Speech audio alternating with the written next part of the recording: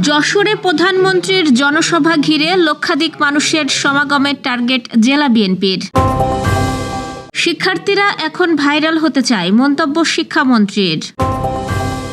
জ্বালানি সংকট বিএনপির তৈরি নয়, এটা আন্তর্জাতিক সংকট, জানালেন রিজভী। রংপুর নগরীর সব ফিলিং স্টেশন বন্ধ, ভোর থেকে মোটরসাইকেলের দীর্ঘ লাইন। সমালোচনা উপেক্ষা করে বক্স অফিসে ঝড় তুলেছে মাইকেল। মোংলায় জ্বালানি নিরাপত্তায় নবায়নযোগ্য শক্তির উপর জোরদানের আহ্বান। সাগর রুনি হত্যার প্রতিবেদন দাখিল ফের 6 মাস পেছাল। দর্শক, শুনছিলেন দিনের খবরের প্রধান শিরোনাম, এবার বিস্তারিত। তার আগে আমাদের ইউটিউব চ্যানেল সাবস্ক্রাইব করুন এবং সব খবর পেতে ফেসবুক পেজ ফলো করে রাখার পাশাপাশি ওয়েবসাইট ভিজিট করুন। যশোরে প্রধানমন্ত্রী তারেক রহমানের আগমনকে কেন্দ্র করে জেলা প্রশাসন, পুলিশ ও বিএনপি ব্যাপক প্রস্তুতি সম্পন্ন করেছে।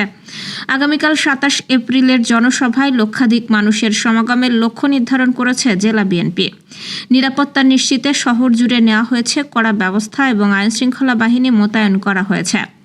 নির্ধারিত সূচি অনুযায়ী তিনি সারসায় খাল পুনর্খনন উদ্বোধন, যশোর মেডিকেল কলেজ হাসপাতালের ভিত্তিপ্রস্তর স্থাপন এবং যশোর কেন্দ্রীয় ঈদগাহ ময়দানে জনসভায় ভাষণ দেবেন।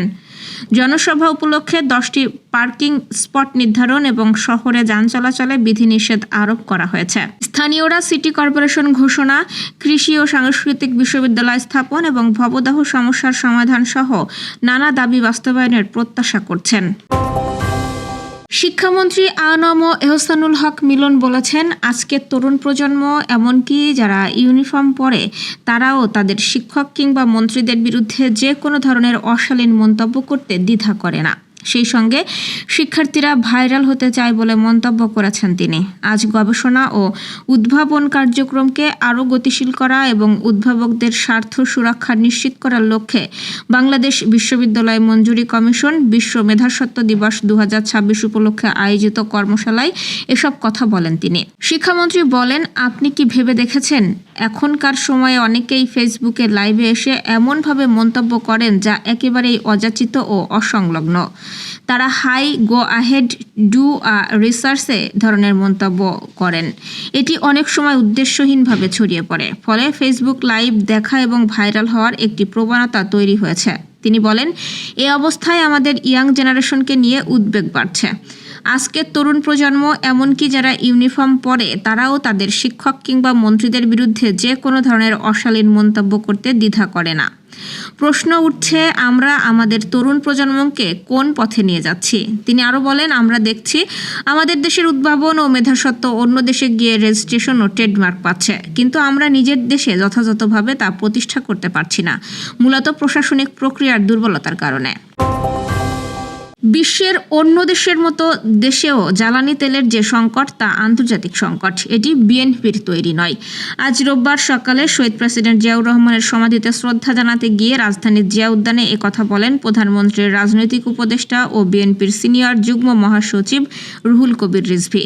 রুহুল কবির রিজভী বলেন, জ্বালানি সংকট বিএনপি তৈরি করেনি, এটা একটা আন্তর্জাতিক সংকট, কিন্তু সেটাও ধীরে ধীরে কাটিয়ে উঠছে।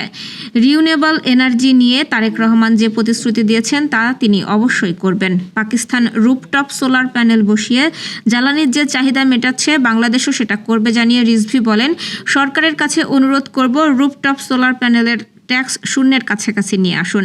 জ্বালানি মন্ত্রীকে এটা উৎসাহিত করুন এবং এর যন্ত্রাংশ আমদানি করতে যে ধরনের ট্যাক্স দিতে হয় সেটাও কমিয়ে দিন, যাতে মানুষ তাদের ছাদে সোলার প্যানেল বসিয়ে বিদ্যুৎ চাহিদা পূরণ করতে পারে, যাতে আর অন্য দেশের মুখ চেয়ে থাকতে না হয়। বিভাগীয় নগরী রংপুরের 22টি ফিলিং স্টেশনের সবগুলো বন্ধ। 3টিতে তেল দেওয়া হবে বলে ঘোষণা দেওয়ার পর ভোর থেকে সেখানে মোটরসাইকেল আর প্রাইভেট কারের দীর্ঘ লাইন দেখা গেছে। তবে কখন তেল দেওয়া হবে তা ফিলিং স্টেশনগুলোর কর্মচারীরা বলতে পারছেন না, ফলে অনিশ্চয়তার মধ্যে অপেক্ষা করছে গ্রাহকরা। এদিকে জ্বালানি তেলের মূল্য বৃদ্ধি করার পরে এখনও রেশনিং পদ্ধতিতে ডিপো থেকে চাহিদার অর্ধেক জ্বালানি সরবরাহ করায় গ্রাহকরা তেল পাচ্ছেন না বলে জানা গেছে। এছাড়া নগরীর সব ফিলিং স্টেশনে জ্বালানি দেওয়া হচ্ছে না, সেখানেও রেশনিং পদ্ধতি এখনও বহাল রাখা হয়েছে। ফলে 2-3 দিন পর এক একটা ফিলিং স্টেশনকে চাহিদার অর্ধেক জ্বালানি সরবরাহ করা হচ্ছে বলে ফিলিং স্টেশনগুলোর অভিযোগ।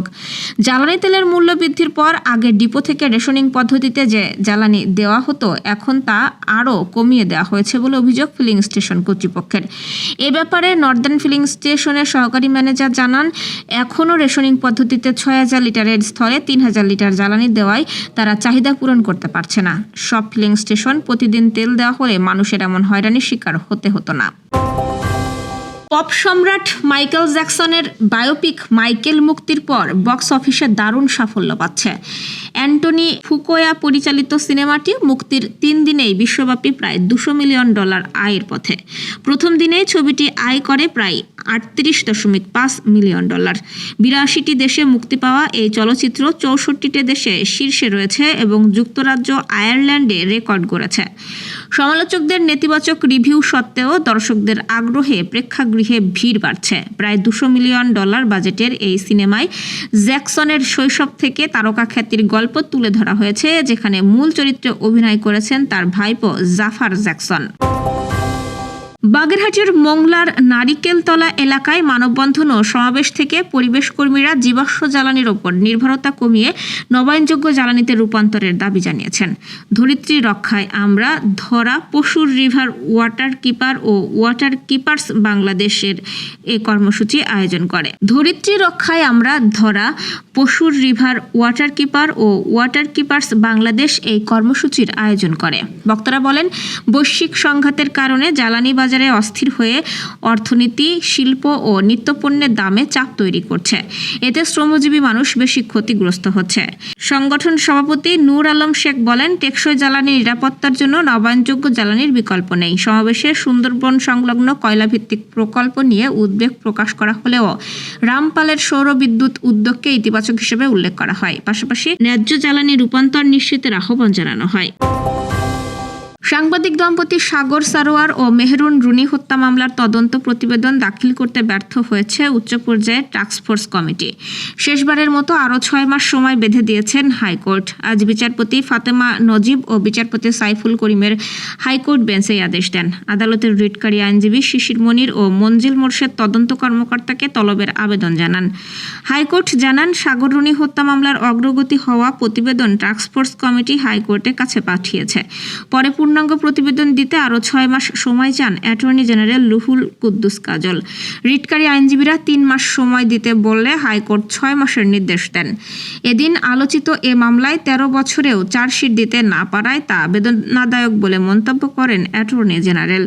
এর আগে গত বছরের 23 অক্টোবর সাংবাদিক দম্পতি হত্যার তদন্ত প্রতিবেদন দাখিল করতে টাস্কফোর্স কমিটিকে 6 মাসের সময় দিয়েছিলেন বিচারপতি ফাতেমা নজিব ও বিচারপতি ফাতেমা আনোয়ারের হাইকোর্ট বেঞ্চ। তখন আদালত বলেছিলেন, শেষবারের মতো সময় দেওয়া হলো, এই 6 মাসের মধ্যেই তদন্ত প্রতিবেদন দাখিল করতে হবে। কিন্তু সে সময়ও প্রতিবেদন দিতে ব্যর্থ হলো কমিটি। দর্শক, এই ছিল দুপুরের আয়োজন। সন্ধ্যার খবর দেখার আমন্ত্রণ রইল। এতক্ষণ সাথে থাকার জন্য ধন্যবাদ।